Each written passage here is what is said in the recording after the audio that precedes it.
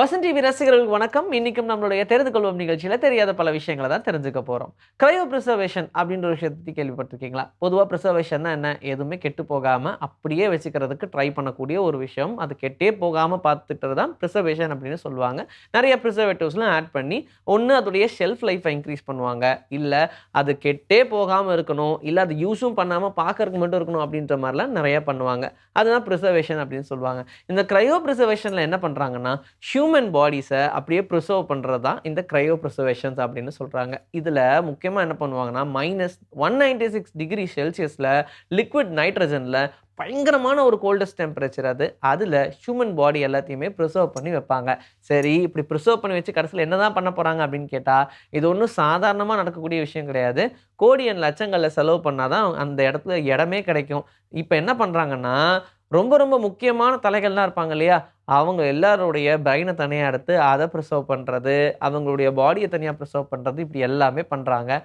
இந்த பிரிசர்வேஷனுக்கு என்ன காரணம்னா, மனுஷங்க மேல வச்சிருக்கக்கூடிய நம்பிக்கை. நாளுக்கு நாள் நம்மளுடைய கண்டுபிடிப்புகள் ரொம்ப அதிகமாகிட்டே போய்க்கிட்டு இருக்கு. அப்படி நம்ம எல்லா விஷயங்களையும் கண்டுபிடிச்சுட்டு இருக்கோம். ஏன் ஒரு உயிரில்லாத பொருளுக்கு உயிர் வர வைக்கக்கூடிய ஒரு விஷயத்த கண்டுபிடிக்க மாட்டோம் அப்படின்ற ஒரு மிகப்பெரிய நம்பிக்கையில இருக்காங்க. அப்படியே இல்லன்னாலும் விஞ்ஞானத்தின் மூலியமா, அதாவது இப்போ ஏஐ அப்படின்னு சொல்லிட்டு இருக்கோம் இல்லையா? ரொபாட்டிக்ஸ் மூலியமாவது அவங்களுக்கு ஒரு வேளை உயிர் வர வச்சா எப்படி இருக்கும்? அப்படின்ற நெறைய சிந்தனைகள் ஹியூமன்ஸ்க்கு ஓட ஆரம்பிக்கும். அப்ப கண்டுபிடிக்கும்போது, அதோடைய மூலப்பொருள் என்ன பண்றது? அப்படின்றதுனால எல்லாத்தையும் பிரிசர்வ் பண்ண ஆரம்பிச்சுட்டாங்க.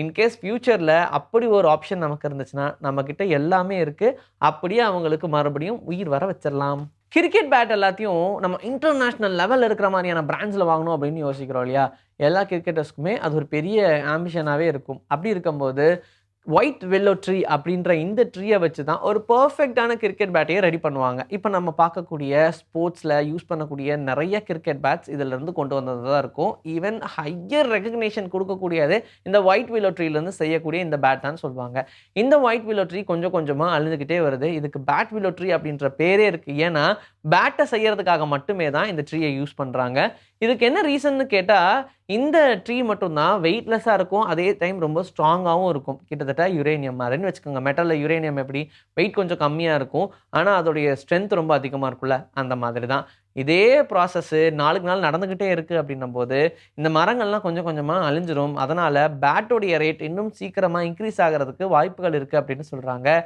அதுக்கப்புறம் என்ன பண்ணுவாங்கன்னா, யூஸ்டு பேட்ஸ் எல்லாத்தையும் எடுத்துட்டு வந்து, அத மறுபடியும் ரீசைக்கிள் பண்ணி புது பேட்டா பண்ண முடியும். அப்படிதான் அப்படின்ற மாரி சொல்றாங்க. அதனால இந்த ஒயிட் வில்லோ ட்ரீய எப்படியாவது பிரிசர்வ் பண்ணுங்கப்பா அப்படின்னு எல்லாரும் கெஞ்சிக்கிட்டு இருக்காங்க.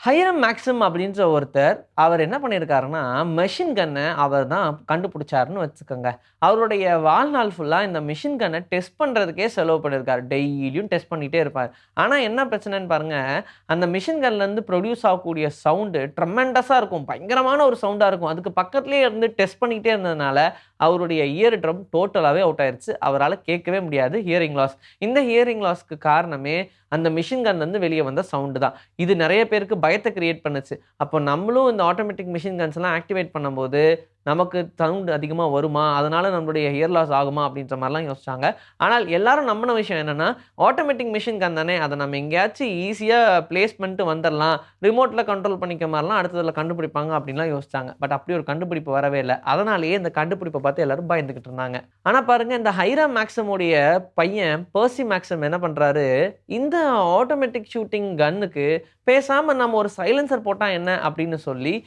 இந்த கன்னுக்கு தனியா சைலன்சர் போட ஆரம்பிக்கிறாங்க. அதுக்கப்புறமா நெறைய பேர் இத வாங்க ஆரம்பிச்சாங்க. பிரச்சனை என்னன்னா, இத கண்டுபிடிக்கும்போது அவங்க அப்பாவுக்கு சுத்தமாவே இயர் லாஸ் ஆயிருச்சு. இன்கேஸ் அவர் முன்னாடியே கண்டுபிடிச்சிருந்தாருன்னா, அவங்க அப்பாவுடைய கத காப்பாத்தியிருக்கலாம்.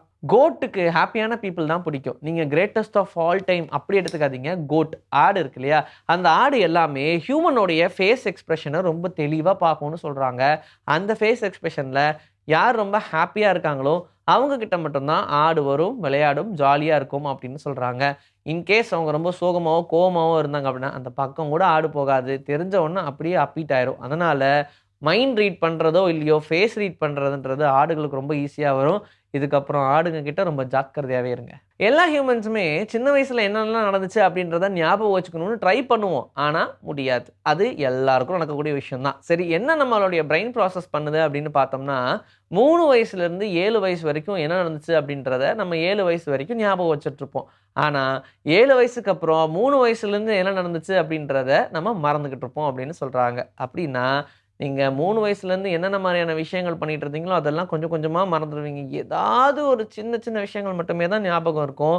அப்புறமா நீங்க 7 வயசுக்கு அப்புறம் என்ன விஷயங்கள் நடக்குதோ, அதெல்லாம் ஞாபகம் வச்சுக்க ஆரம்பிப்பீங்க. ஆனா 3 வயசுக்கு அப்புறம் இருக்கிறது எதுவுமே உங்களுக்கு ஞாபகம் இருக்காது, 7 வயசு வரைக்கும். ஜெர்மனில நெறைய உயிரினங்கள பாதுகாக்கணும் அப்படின்ற நல்ல எண்ணத்துல நெறைய சட்டங்கள் கொண்டு வருவாங்க. அப்படி ஒரு சட்டத்தையும் உருவாக்கியிருக்காங்க. என்ன அப்படின்னா, எந்த ஒரு ரீசனும் இல்லாம எந்த அனிமல்ஸும் ஹார்ம் ஆகக்கூடாது அப்படின்னு சொல்லியிருக்காங்க. அத காரணம் இல்லாம எதுவுமே பண்ணக்கூடாது. இதுக்காகவே நோ கில் ஷெல்டர் அப்படின்ற ஒரு விஷயத்தையும் உருவாக்கியிருக்காங்க.